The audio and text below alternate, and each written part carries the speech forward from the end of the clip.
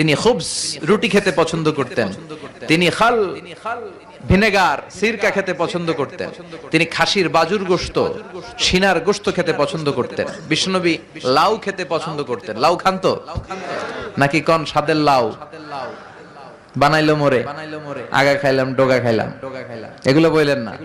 বিসমিল্লাহ বলে খাবেন, খাওয়ার পরে কি পড়বেন? আলহামদুলিল্লাহ। লাউ খেতেন বিশ্বনবী। মাশরুম খেতেন। মাশরুম চিনেন? এখন ইদানিং মাশরুমের স্যুপ পাওয়া যায়, এটা চোখের জন্য বেশ ভালো।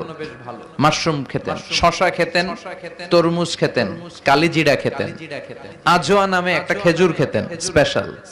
বিশ্বনবী বলেন মদিনার আজোয়া খেজুর যদি কেউ প্রতিদিন সকালে 7টা খায়, ওই দিন কোন সাপে কামড় দিলেও বিষে ধরবে না,